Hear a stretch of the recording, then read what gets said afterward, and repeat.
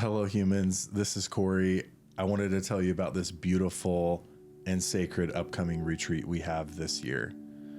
The problem is, for most of us, it's really difficult for us to have moments and periods of stillness long enough to have meaningful spiritual and emotional experiences. I knew exactly what it felt like growing up to be in emotional suffering and not have the guide that I needed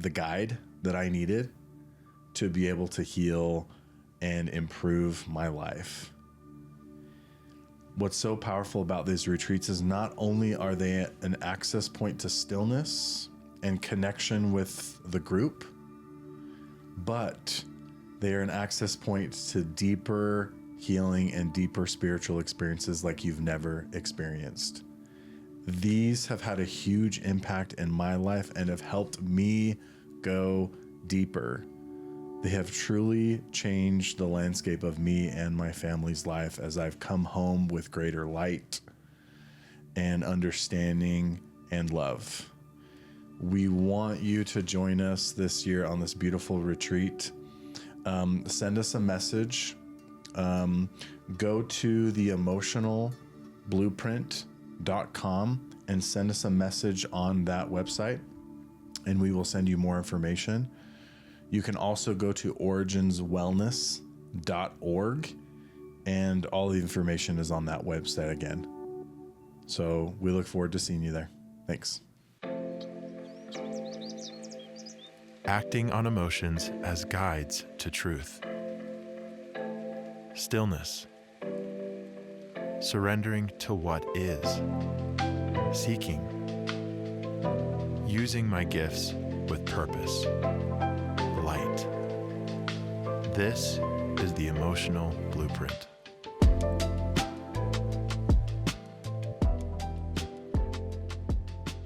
Feeling a lot of gratitude today. What a beautiful thing just to breathe and be alive. And I'm also very grateful for my job. There's been some really cool themes. There's been some really cool topics that have been coming up inside the therapy office. And it has felt important to talk about some of those. So that's what I'd love to do. And these topics, I feel like, are pretty applicable and important to every single one of us. And the first topic I wanted to start with is a bunch of questions that have come up recently. And the first topic is attachment and what the difference between attachment and connection is and why that's so important. So connection as an adult is a really, really good thing, but attachment is not. And so what does it mean to be attached? Well, an attachment is I need someone or something to give me balance or happiness in my own life. Okay, so I'm needing something external to help me to feel better about myself. Why is it important to talk about this? Well, attachment, this need for someone or something else, is the root cause of all suffering in life. That's why it's important. Why is attachment the root cause of suffering in life? Well, because nothing outside can ever fulfill what we need inside. That is up to us and our own spiritual connection. That is the light of life that cannot be given to us from a thing or people or things. Now, people can play a role in helping us realize, for example, that we might be attached, or we need to focus more on cultivating our own happiness, but they can't actually give it to us. Now, this is important because this is only applicable as adults. Attachment is really necessary and important for babies and kids. And this is why kids and infants and teenagers are so vulnerable, because they need to be attached. They have an emotional need to be connected to their parents. And then if they don't get that, then it affects them in their life and they carry that into adulthood. And this is kind of where attachment styles come from. The root of an attachment style is, if you're avoidant attachment or one of the other ones, it's the root of any attachment is what I needed from my parents growing up emotionally. And I did not get that. And so I'm having these emotional habits and these emotional reactions and patterns that are playing out in my current relationship. Okay.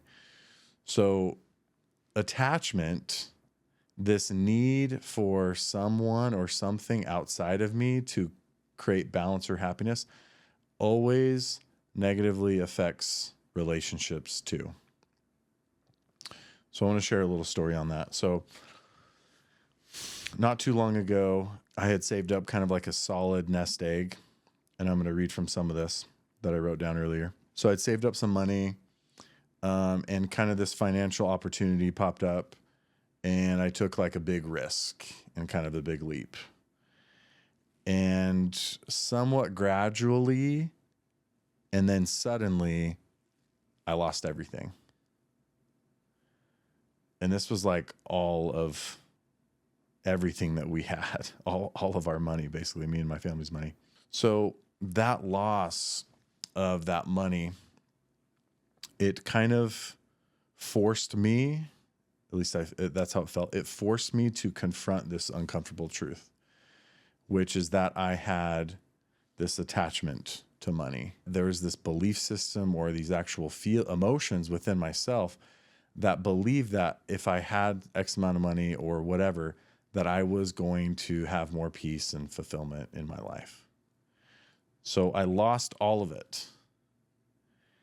And what was so eye-opening is I wasn't any less happy. It was just, it was just money.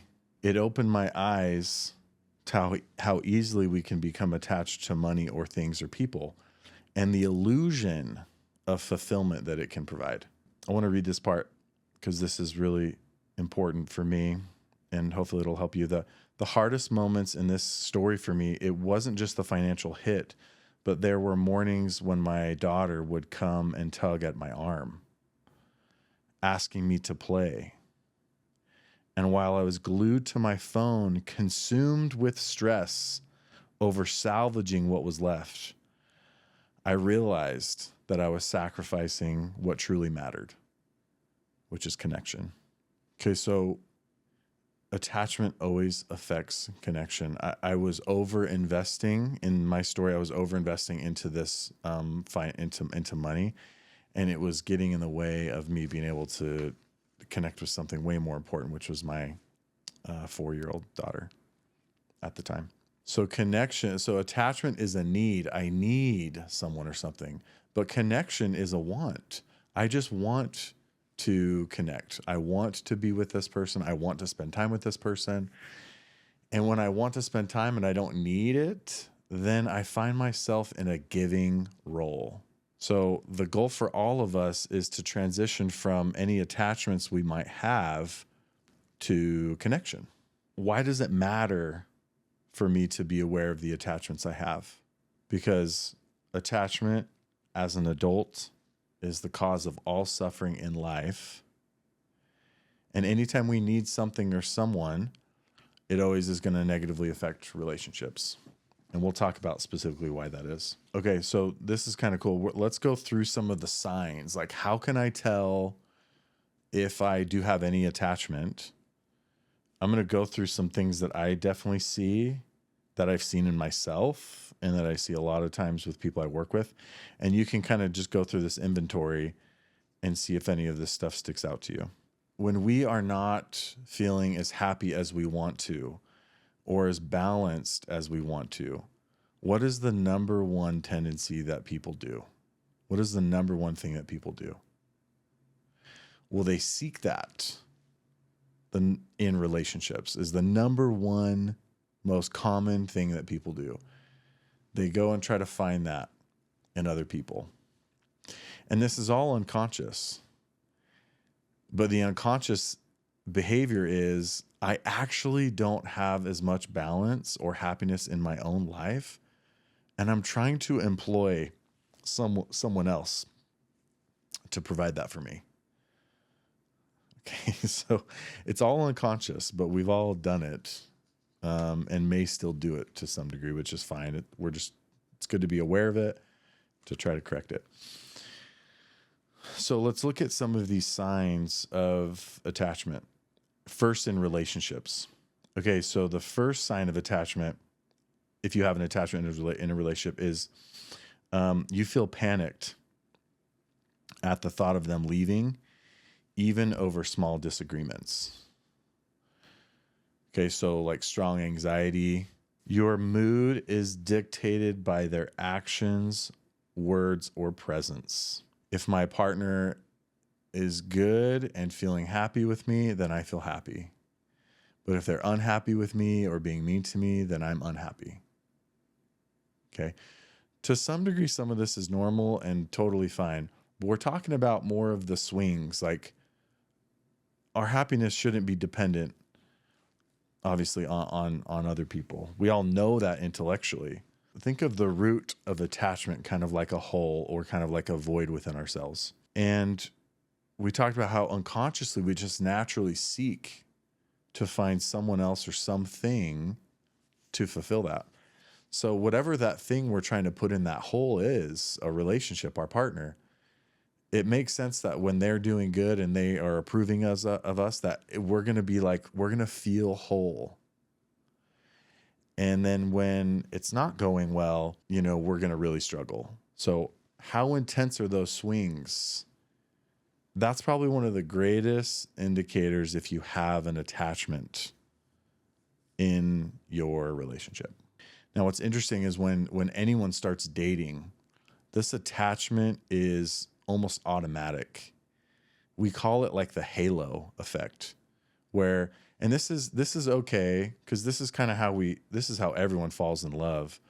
But this halo effect is when you first meet someone and you start dating them. The halo effect is you start to see all of the good qualities that make this person who they are. And you're like kind of blown away. You're like, wow, this person is amazing, because you're seeing all of the good qualities. And it happens automatically. They call this the honeymoon phase, where we just kind of like, this is how we fall in love, is we're seeing this person and how amazing they are and everything that they can do for us. And we feel this, like, we definitely feel this boost of happiness and this boost of, fulfillment. And whatever hole we have is definitely getting filled usually in that honeymoon phase. But then, as most people know, the purpose of that honeymoon phase is to fall in love. It's not meant to last. And so what naturally happens is there's a fading away of that. No matter how romantic we try to be afterwards, it just doesn't hit the same. This is why we see so many divorces, or, about a year into marriage, is because, you start to hear things like, people say things like, you're just not as fun as you used to be. Like, you just don't, it's just, I want to feel like how I felt when I was dating. Like, you've changed. And the reality is like, often nothing has changed. That honeymoon period is just kind of faded. And we'll talk more about that. But yeah, so that's normal. So there's a natural kind of like, after the honeymoon phase, there's a natural kind of disappointment, and which usually leads to conflict. And hopefully both people can realize that, oh, like, I was attached to this person, which is fine, but now I need to kind of find some of my own fulfillment and happiness. I need to take responsibility for my own emotions and not put that as much on the other person. So this adjustment, if people are able to do that and become more self-aware and working on themselves, this adjustment then leads to a deeper love, a more real love, not a honeymoon, but like, a longer vacation, I guess you could say. I don't know. It leads to just like more of a deeper love. And that's the hope and unfortunately that only happens for half of couples. I guess a little less than that now. And the final phase of after the disappointment and so these 4 phases of a relationship are like the honeymoon phase, and then kind of the disappointment, the letting down of like, oh, this doesn't last. And then after disappointment, there's added more conflict. And then hopefully after the conflict, there is acceptance and looking inward. Other signs that there's an attachment. This one's really common. I see this all the time. You prioritize someone else's needs or lifestyle over your own, even when it goes against your values. That's the key. There's nothing wrong with sacrificing a little bit, but if it starts to go against like you taking care of yourself and doing what you need to, like emotionally checking in and maybe having kind of some spiritual time and some physical time, you start sacrificing that, that's a sign of attachment. Obsessive thoughts is another one. This other person or friend dominates your thinking. You're always thinking about them, making it hard to focus on anything else. That's a form of attachment. To some degree, there might be a belief system or a deeper root there that if I invest more into this other person, it's going to create more happiness in my life. That's just false. We want that to come from a place of connection. I want to invest in this other person because I want to help them or give or be there for them. Like that is the goal of the attention. But that's not really truly the intention of us unless we have this security within ourselves. And we'll talk more about that. Okay. Jealousy and control. You feel anxious when they interact with others and you try to control their time and attention. You tolerate things that make you uncomfortable just to keep them close. So basically you start avoiding your own emotions. You discount how you're feeling. This is a huge indicator for a unhealthy attachment is I'm having these negative feelings come up and I say to myself things like, oh, it's not a big deal. Oh, it doesn't matter. We just kind of push them under the rug. And that creates even more of an attachment. We start to rely more on the other person because we're not dealing with our own emotions and have balance. And so we are employing them to do that more. And that always obviously creates more stress and strain on the relationship. More of my, it's pretty even, but I talk to a lot of men. I want to talk about the woman side too, but the men's side of what I hear from a lot of my male clients is I'll often ask the question like, hey, like, what are some of the things that are really important for you to look for in a relationship?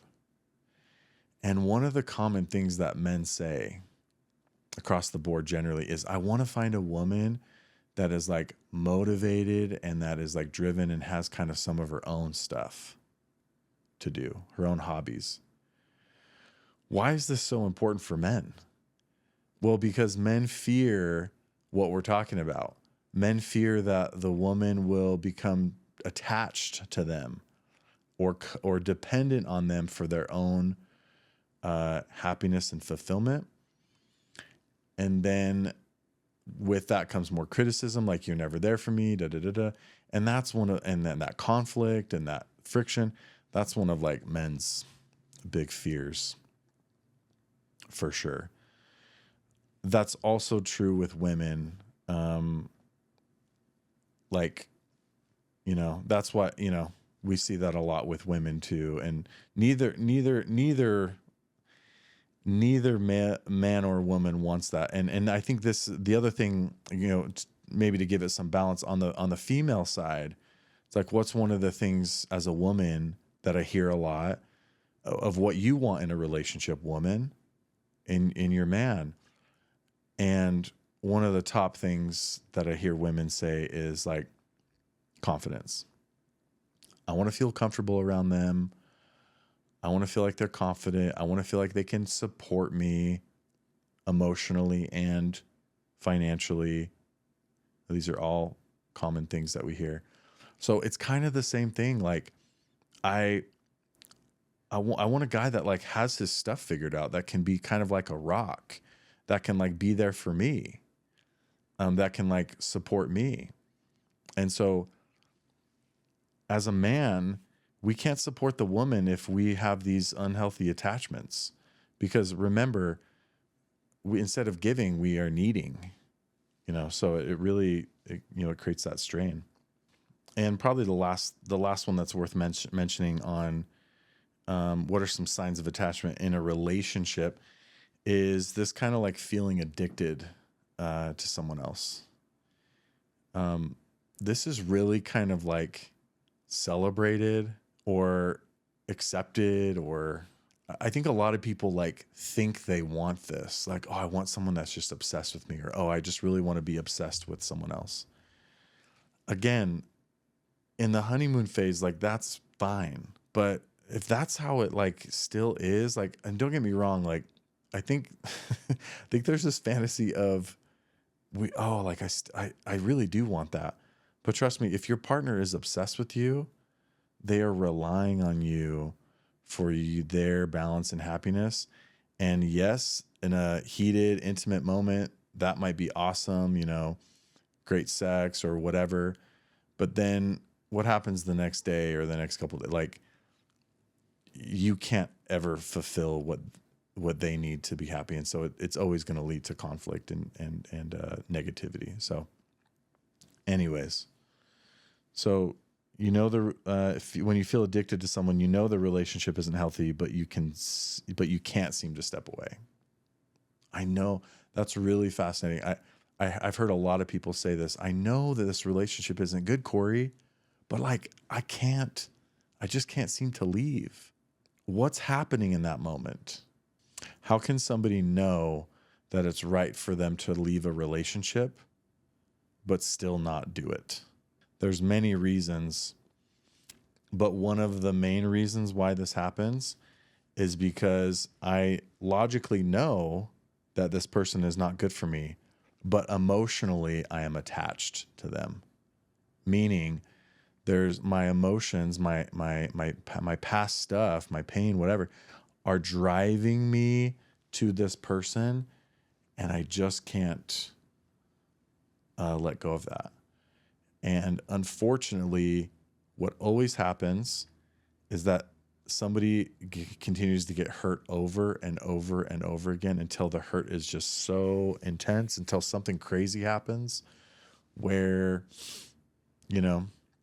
the relationship just kind of ends itself. So I've seen people go through that for years, and it is like true suffering. So what can you do if a relationship isn't good for you, but emotionally you just can't seem to get out of it? There's no easy answer, but you have to trust. You have to recognize that the goal is to recognize that I have an unhealthy attachment emotionally to this person. So I can't make a decision based off of what my emotions are saying. I have to override that by what my wisdom or my wise mind is trying to tell me. And you have to, I get it. It's really hard, because if you choose to end the relationship, then it's going to be really difficult emotionally afterwards. But that cleanup is way easier than, years of being stuck in it. Okay. So let's switch gears. Let's talk about, we've been talking about unhealthy attachments to relationships. How can I tell if I have an unhealthy attachment to a thing? Well, I shared my story a little bit about this attachment that I have had, or maybe to some degree still do have, hopefully not, to money. And one of the best ways you can tell if you have an attachment to a thing, and this also applies to relationships, is I'm investing too much I'm thinking about this too much. I'm just putting too much energy into this thing. It's consuming me. It's taking up too much of my time or energy. And I can't seem to like stop it. That is an attachment. What's happening is there's an unconscious perception that if I engage in this thing, video games, pornography, money, whatever it is, if I engage in this, that it is going to bring me some form of fulfillment or happiness. Okay. So, and remember, all those things are external. Nothing external can ever translate to internal happiness and balance, except spiritual, something that's more pure spiritually. Okay, so let's just look at some of these signs, though. We already talked about it consumes too much of my time or energy. You use it to, the way you can know if you're attached to a thing is you use it to escape. It becomes a coping mechanism to avoid dealing with emotions or problems. Okay, so that's the key, is I'm using this. This is like a great root of addiction. I'm using pornography, or I'm using drugs, or I'm using shopping, or whatever it is. I'm using, or food. I'm using this. When does this become the most attractive? Well, it's when I'm stressed, or it's when I'm whatever. Okay, you're using something external to try to deal with something that is internal for you. That's not good. Now, don't get me wrong. It's totally fine to like, engage in, to relax and to maybe kind of wind down, but we need to obviously address our emotions and problems. I think obviously in our culture, for men, a huge attachment, something that there can be often attached to, is like work and success. And for women, one of the things that is really common with women that they can become attached to is how they look. That my identity and who I am is how I look. That if I gain weight, it's harder for me. It really affects me. It's harder for me to feel good about myself. And if I don't get this promotion as a guy, I feel like I'm a failure or whatever.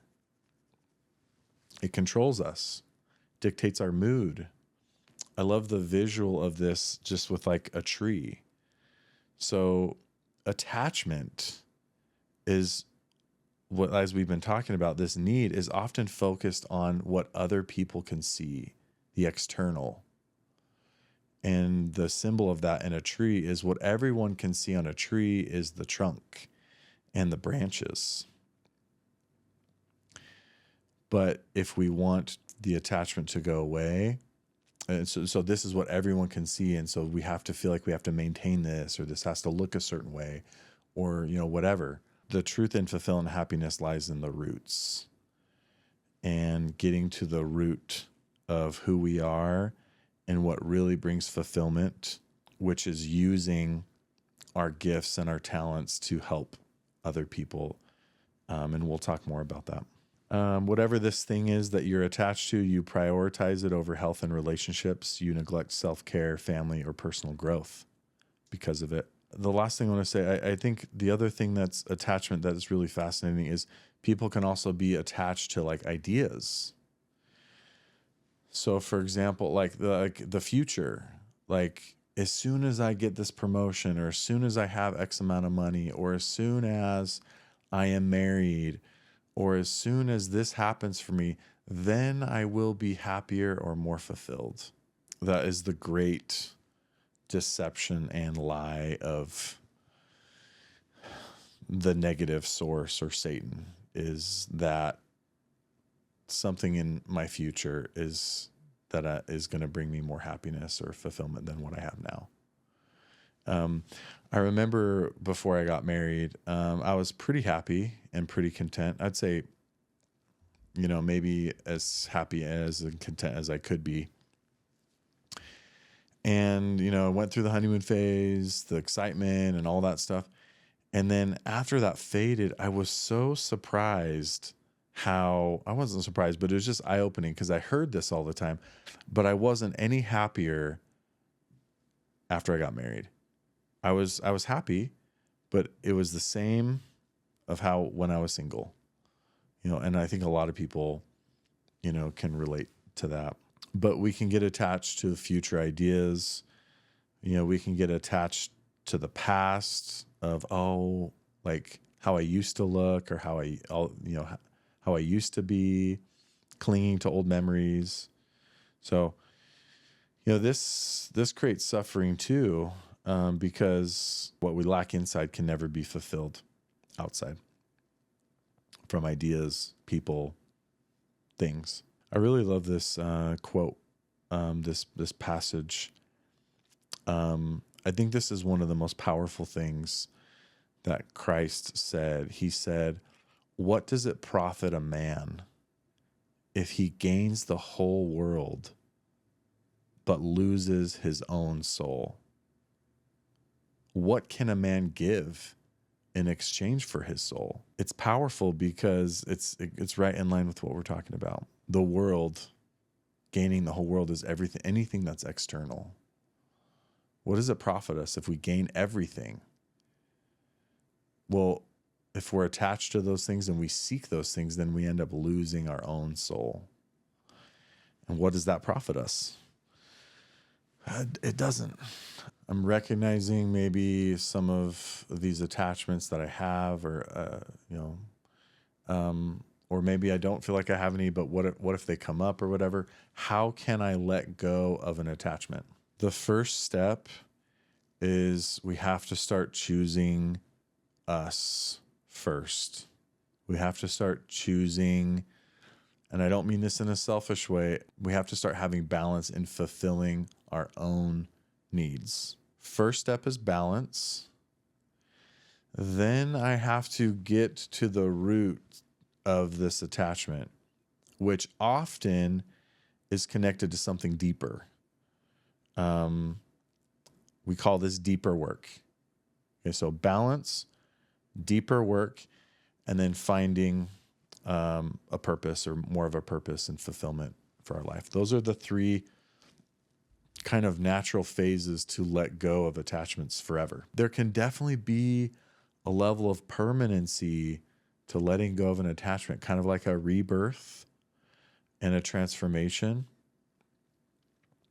And this is especially true for like attachment styles. People love to talk about like attachment styles, like avoidant attachment, anxious attachment. These attachment styles, a lot of people like to identify with these, but they're actually meant to be temporary. We are meant to let go of that and change that if we look at the root of it, which usually goes back to parents or some other trauma. So we're going to talk about more about that. Okay, so now let's talk about balance and the keys, some of the keys that I've seen in people that I've worked with to have like this first phase of balance. So the question is like, what is the key to have better balance? The answer to that is I have to be intentional about doing good things for myself. Okay, what good things can I do for myself that are going intentionally that are going to create this balance? One of the most important things that you can do is to start to listen to your emotions. Well, why? Why is listening to emotions such an important part of having balance? Well, it's because it is how we know exactly what it is that we need. It kind of brings up this question, like, how is it possible for me to know exactly what I need at any given moment in my life? Well, emotions is our deeper self, our inner self, actually trying to give us these messages and to tell us. And obviously the challenge is to learn how to listen to them and to act on them. Okay. So just to give you a small example, let's say anxiety. Okay, so let's say you've been noticing, oh, okay, the emotion is anxiety. And by the way, every single podcast we're going to post the steps on how to start listening to your emotions, and also like what we call the ultimate emotional guide. It lists every single 11 negative emotions, and you can get some practice in trying to identify what you're feeling and what it means, so you can start acting on it to have like better balance in your life. So to go back, so what's an example of how to listen to my emotions? Well, let's say you're feeling anxious. And let's say that anxiety is, you recognize that anxiety is coming from how you're thinking. Anytime anxiety comes from thoughts, that is your spirit, your body trying to tell you that the way that you're viewing something is false. So all the anxiety is trying to say, for example, is that you need to have a better perspective on whatever is causing you anxiety. And you need to process that a little bit, and to kind of challenge that and kind of see it for what it is. So it's difficult because anxiety feels like something bad is going to happen, but that's not what it actually means. When it comes from thoughts, it means, it's your body's way of telling you there's a perspective, that you need a perspective shift. Okay, so that's just one example.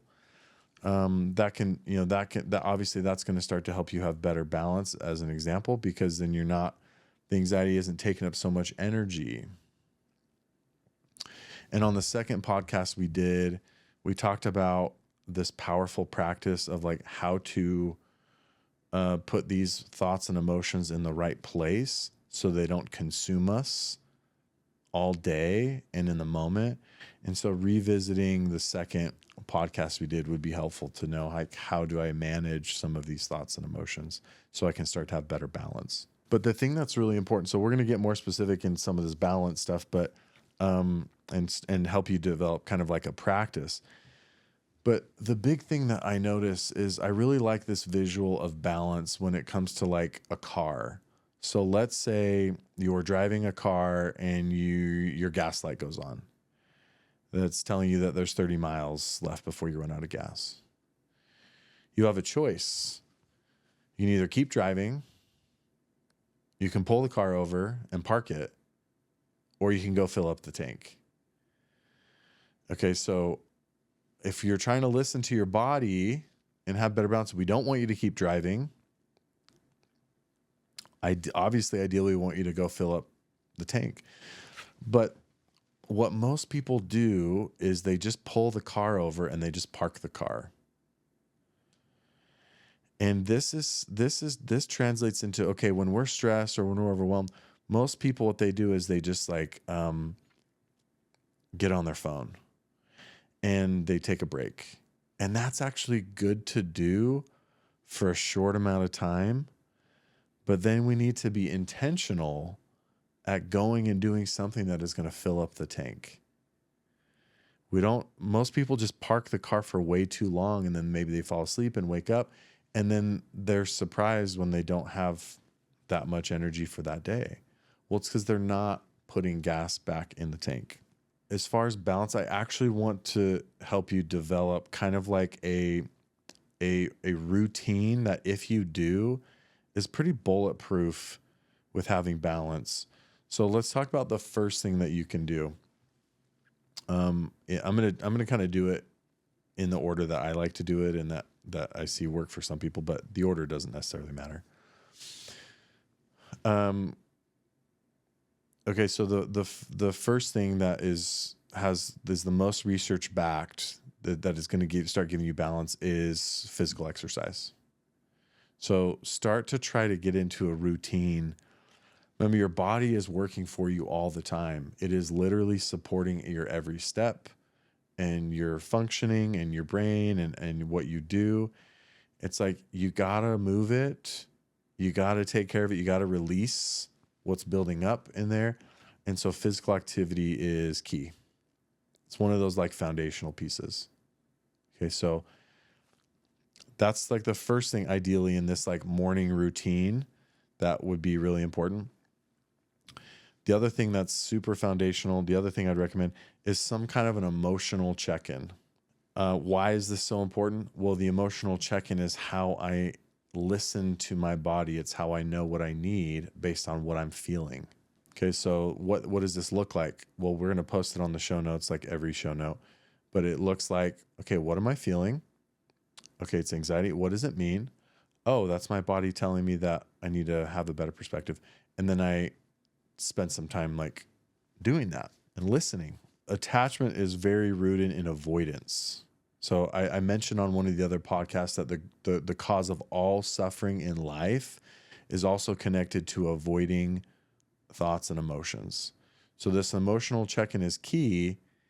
If you want to avoid more suffering in your life, you have to take time. You have to take time to check in with yourself and to look at what I'm feeling and what it means. Okay. The other foundational piece to balance and a routine is, we've talked about this so much on the podcast, is the vital importance of having some kind of a spiritual practice. Again, going back to what Christ said, I love what he said. He said, no man can live by bread alone. Okay, our physical body can, but we are made up of a physical body and a spirit body, you could say.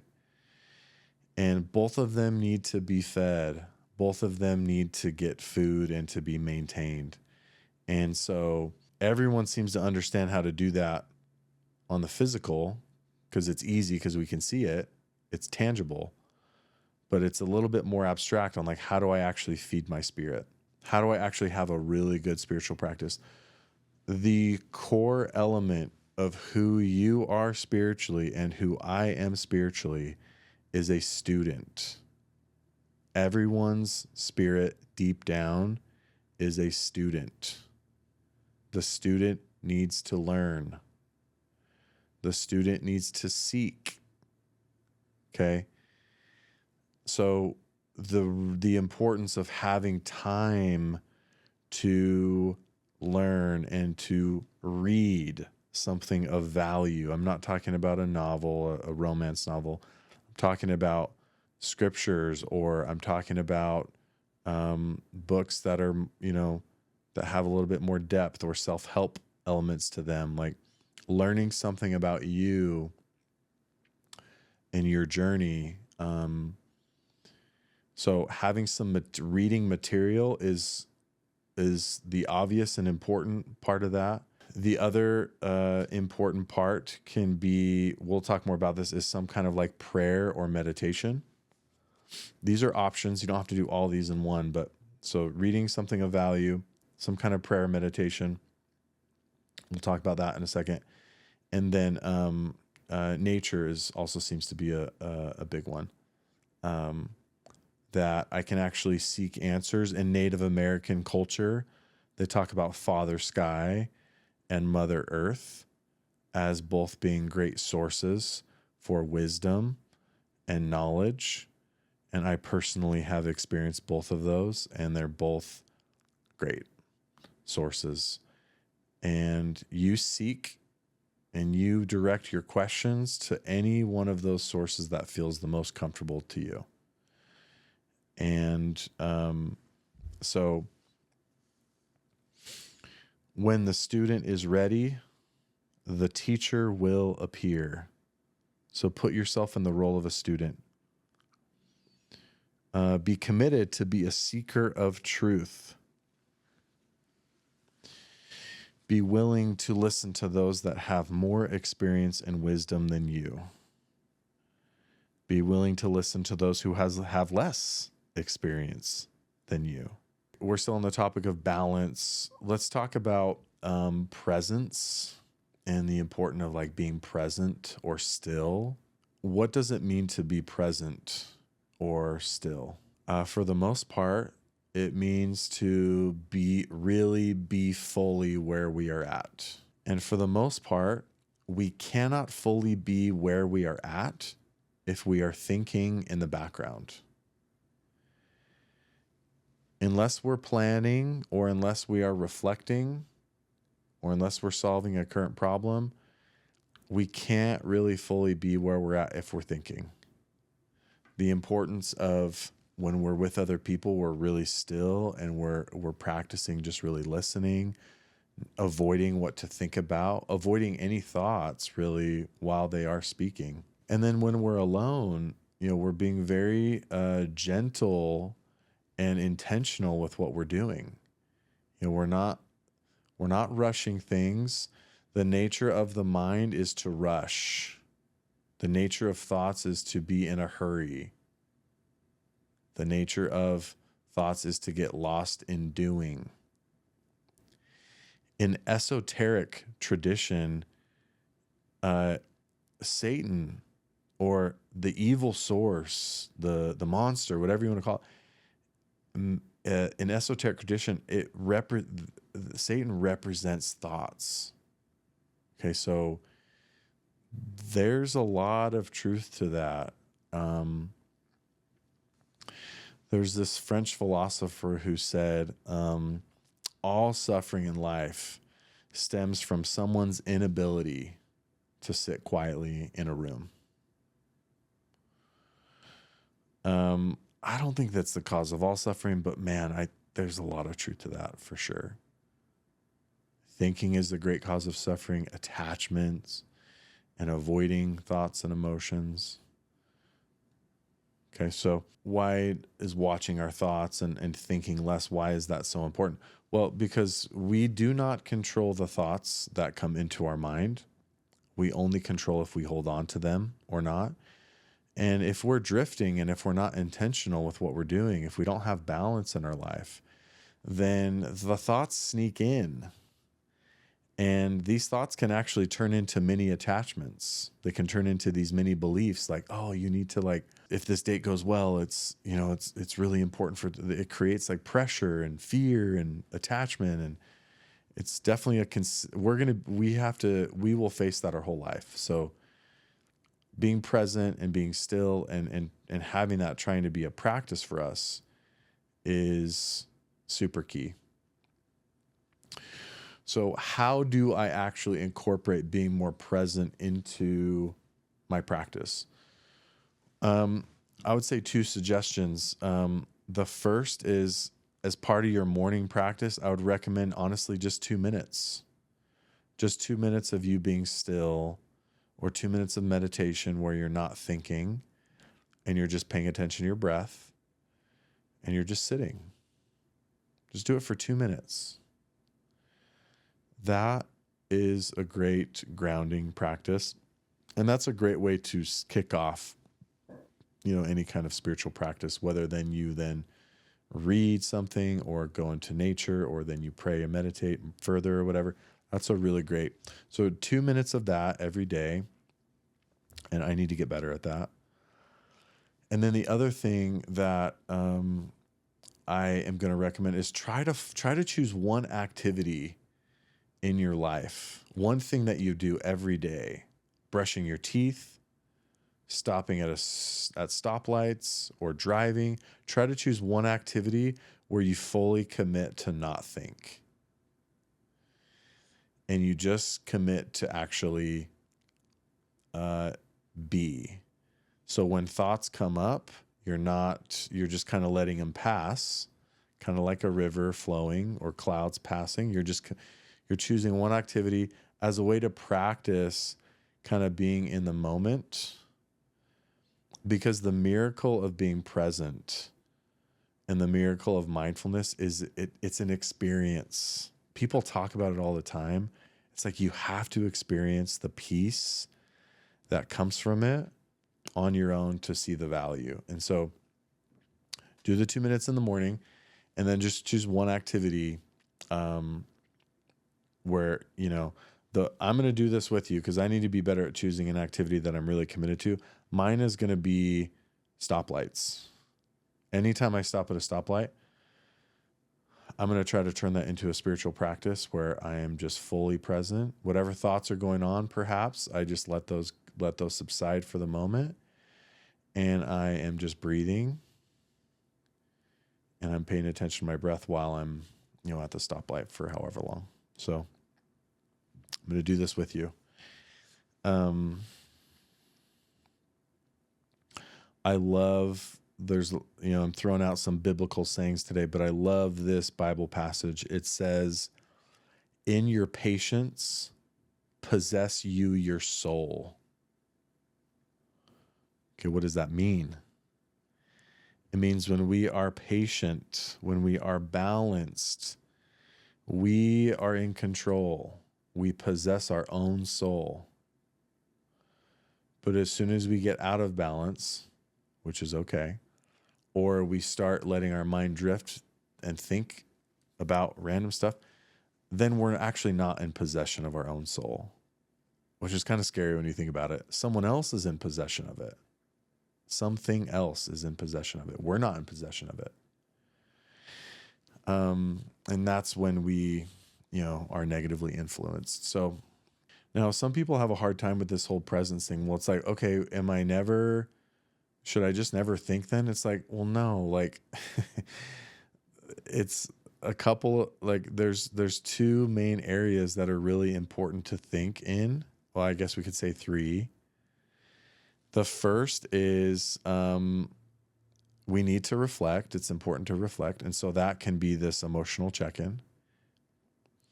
The second benefit of having the ability to think is planning. It's important to plan. And then the third is like just solving current problems that come up, like you're driving and you get a flat tire. Okay. The current problems is kind of obvious, so we don't really need to talk about that very much. But what you need to do is you need to have a set time where you are planning and a set time when you are reflecting. The reflection this can all be a part of your morning routine. So let's just put together this full morning routine. If you want to just have this awesome morning routine, then let's put all of this together. Okay, so the first thing, physical exercise. 30 minutes at least is ideal. The second, you do your emotional check-in. What have I been feeling lately? Have I written anything down have I made any notes of negative emotions that have come up that I need to revisit? Okay, I'm going to do it during this time. Okay, so and then process a little bit. That can be, 15 minutes, maybe 10. And then your spiritual practice of a couple minutes of stillness and learning something. I think the goal is to have this be 30 minutes at least of the stillness and the seeking practice. And then it might be good. You can also throw in planning in there at the end, or you can do that at another time. But this total, like, if we want to function at a really high level, you're starting to see the necessary maintenance. It's like, it's a good hour and a half a day. I'd say an hour minimum. I usually like a couple hours is what I usually do, because I like to work out a little bit longer. I like to not be rushed in my spiritual time. So that's the goal. So, don't try to maybe do all of that at once. Try to pick and just build off of that and start building that practice. But think of how much time we invest in relationships. It's often more than that. Maybe it's not, or work or whatever. It's like, I think you have to kind of tithe your day. If you're awake for 16 hours, 10% of that needs to be personal time. A good hour and a half, 2 hours. You can fit all this in, and just if you want to go for all of it, just start to see what happens. And you might have questions come up that you should send us, maybe on details on like what to do or how to do certain things that we talked about. But that, I think, is a good breakdown of kind of balance. Maybe one thought that's worth talking about is going back to this like spiritual practice. Part of the goal, okay, our soul, our spirit, our deeper self is also we believe or what we've seen is made up of truth. And so you're trying to put truth in. That's how we feed our spirit. The way we feed our physical body is with food. The way we feed our spirit is with truth. And so you're trying to be a truth seeker in your spiritual time. And I think that's, my main thought on that. If you have benefited from this podcast in any way, it would mean the world to us to have you subscribe, to allow us to keep it going and bring on inspirational human